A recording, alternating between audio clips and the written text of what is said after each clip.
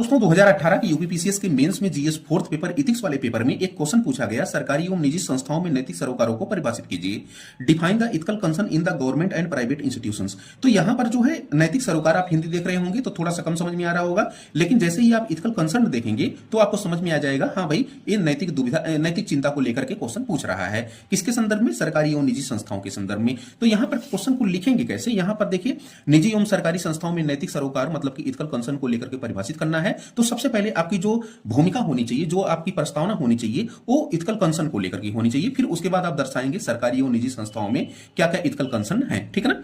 नैतिक सरोकार मतलब कि नैतिक चिंता से आशय उन प्रश्नों या चिंताओं से है जिसमें नैतिकता का उल्लंघन हुआ हो अथवा होने वाला हो। अतः नैतिक सरोकार हमको यह अनुभूति दिलाता है कि किया गया कार्य न्याय संगत अथवा सामाजिक कल्याण पर आधारित हुआ है अथवा नहीं हुआ है। तो ये आपने इथिकल कंसर्न दिखा दिया। फिर आपकी जो मेन विषय वस्तु है वो जो है निजी संस्थाओं और जो है आपका सरकारी संस्थाओं में नैतिक चिंता को लेकर के है। तो यहां पर आप जो है एक सरकारी संस्था दिखा देंगे, एक निजी संस्था दिखा देंगे। सरकारी संस्था में जो है नीति निर्माण जो होता है तो उसके क्रियान्वयन में कहीं जो है नैतिक चिंता तो नहीं हो रही है। अपराधियों के जो है साथ गठजोड़ के संदर्भ में, फिर उसके बाद भ्रष्टाचार के संदर्भ में, नीति निर्माण में संविधान के उल्लंघन का जो भय रहता है वहां पर भी इथिकल कंसर्न बना रहता है। किसी विशेष वर्ग को लाभ तो नहीं मिल रहा है, यहां पर इथिकल कंसर्न बना रहता है। वहीं पर जब आप निजी संस्थाओं में जाएंगे तो वहां पर इथिकल कंसर्न किन किन बिंदुओं पर देखेंगे?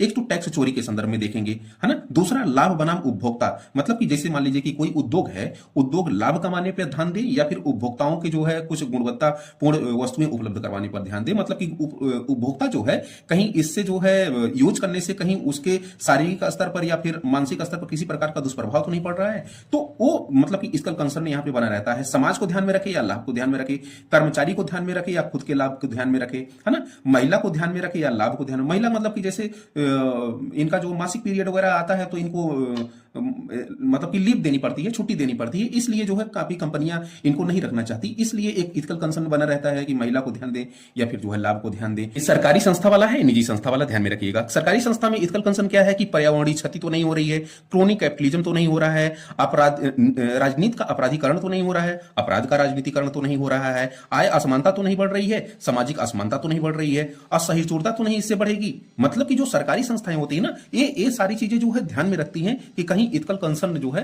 का विषय ना स्थिति उत्पन्न हो जाए। वहीं प्राइवेट संस्थाओं में पर्यावरण बनाम लाभ का, फिर बैलेंस शीट में धोखाधड़ी का, इनसाइडर ट्रेडिंग का, यौन उत्पीड़न का, फिर काम की उचित दशा का अभाव का, नौकरी सुरक्षा का, तो ये सब जो है इथिकल कंसर्न बना रहता है एक प्राइवेट इंस्टीट्यूशन में और एक सरकारी इंस्टीट्यूशन में। लास्ट में आप एक जो है निष्कर्ष बेहतर दे देंगे कि उपरोक्त स्थितियों में सरकारी व निजी संस्थाओं में नैतिक सरोकार मतलब नैतिक चिंता की स्थितियां दृष्टिगोचर होती हैं। अतः नैतिक सरोकार का पालन विश्वास, न्याय